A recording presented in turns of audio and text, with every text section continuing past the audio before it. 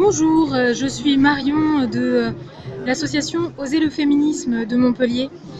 Je suis actuellement en direct de l'événement que nous avons organisé sur la place de la Comédie pour célébrer les 2 ans de la loi qui renforce la lutte contre le système prostitutionnel.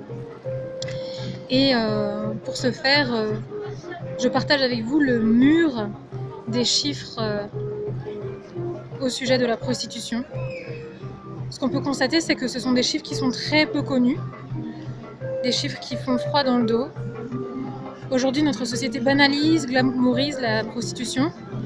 On a vu il y a très peu de temps un documentaire qui a beaucoup interpellé la population sur justement la jeunesse qui se prostitue. Dans la réalité, c'est notre société qui banalise la prostitution qui le permet, et c'est dramatique. Et ce qui est très important, c'est que ce n'est pas nouveau. Là, on voit par exemple une parole de Victor Hugo. On dit que l'esclavage a disparu de la civilisation européenne. C'est une erreur. Il existe toujours, mais il ne repose plus que sur la femme. Et il s'appelle prostitution. Alors bon, il est vrai qu'il n'y a pas que des femmes qui se prostituent. Actuellement, on considère que 85% des personnes prostituées sont des femmes. Donc c'est quand même l'écrasante majorité.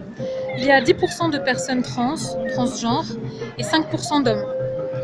Nous avons aussi Louise Michel qui disait « On a preuve de honte parce qu'on en a fait des prostituées, comme si la honte était pour les victimes et non pour les assassins. » Effectivement, il faut absolument que la honte change de camp. On voit des panneaux là, la prostitution ne diminue pas le nombre de viols. C'est vrai, dans les pays où on a légalisé la prostitution, il n'y a pas de diminution du nombre de viols. On voit aussi que la prostitution étudiante est en hausse. Actuellement, à Montpellier, il y a une étude qui a montré que 3% des étudiantes et des étudiants se prostituaient. L'âge d'entrée en prostitution, c'est très important. Parce qu'on nous dit souvent que les personnes prostituées, elles l'ont choisi. Mais c'est faux. Puisque l'âge moyen d'entrée en prostitution, c'est 14 ans. On ne choisit rien à 14 ans. C'est impossible.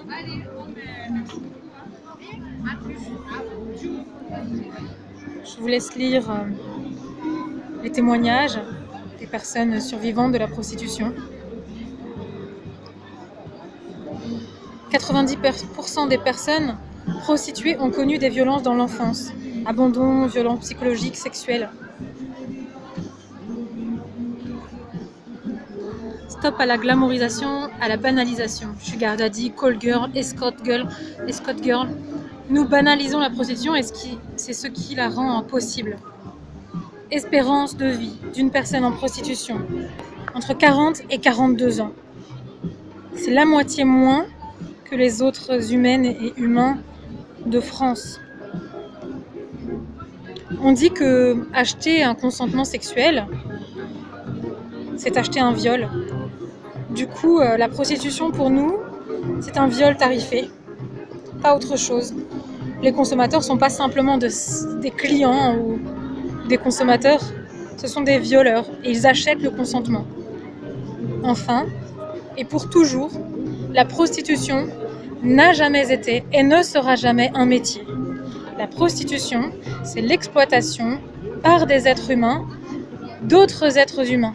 Ça s'appelle de l'esclavage, l'exploitation à visée sexuelle.